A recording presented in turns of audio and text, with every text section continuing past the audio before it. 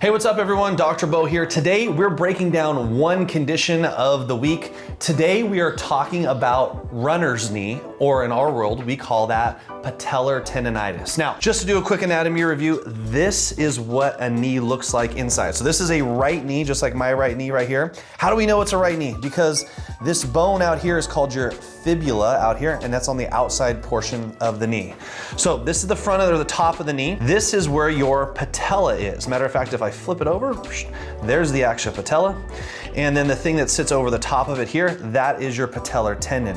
If I peel that all back, we have our meniscuses here, our ACL, and other various ligaments. But for today's sake of conversation, we are talking about the patellar tendon. And when we use the term patellar tendonitis, what that means is that there is an inflammation, because that's what the word itis means, an inflammation of the patellar tendon. Now, the most common reason that we see a patellar tendonitis is because the patient or the athlete has been doing an increased amount of running, meaning the patella has been sliding back and forth. Why? Because every time you bend your knee, you're causing the patella to move. Now, why does that happen? Well, it happens because if certain muscles, meaning the muscles on the inside portion of the leg here, or on the outside portion of your quadriceps, remember your quadriceps has 4 different muscles, so vastus medialis here, vastus lateralis on the outside. What we typically see is that the medialis muscle here on the inside gets really, really tight. Why? Because that's what comes when we run a lot. And the patella, instead of it sitting in this nice little groove here and sliding back and forth, will actually start to be pulled over, because the muscles sit here, will start to be pulled over a little bit and starts gliding differently. Now that can lead to a couple of conditions. It can lead to actually the bottom of the patella creating a little bit of growth. That's a completely different condition. But most commonly what we see is that the area right here where the origin of the patellar tendon, it starts to become inflamed because it starts to pull off, almost avulse a little bit, and it becomes very, very painful right there. So what do we do about it? Now there's 2 main things that you got to do about patellar tendonitis. The first thing is we got to decrease the inflammation. So how do we do that? Well, most people would say, hey, just throw an ice pack on it, and that works good, but ice cup massage is even better. What is ice cup? It is those little Dixie cups that you probably got when you were a kid that your mom gave to you for like water. You can get them at the store. You're gonna get some of those, put water in them, freeze them, take them out of the freezer, tear the top off, and then just use the ice cup right over this area of the patellar tendon. All you need is about 3 to 5 minutes. If you can do it before you run and after, it works way, way better. Second thing that you gotta do, and what we talked about is the cause, is these muscles here and here are very tight and imbalanced. So using a massage gun, a foam roller, a ball to dig in there, even like your hands to massage, you wanna start to massage the inside portion muscles here as well as the outside portion muscles here. That's gonna help to create some ability for it to move back and forth, and then your patella is gonna slide a lot better. Now, last thing I will mention to this is athletes come in and they ask, Beau, can I continue to play through this? The answer really is yes. It's just really, really not fun to do so. There is a small brace called a CHOPAT brace, which is this little thin brace that goes over the top of the patellar here, and it changes the angle of where the patellar tendon moves and pulls from. So for my athletes, I tell them to check out a CHOPAT. It's CHOPAT brace, and that can help to alleviate some of the pain in the meantime as well. All right, guys, so if you are a runner, you're a person that's doing a lot of newer activity, running, jumping, soccer, baseball, basketball, you name it, patellar tendonitis, real thing. We see this all the time, runner's knee. This is how to care for it. This is what's going on. If you guys have questions, please let me know.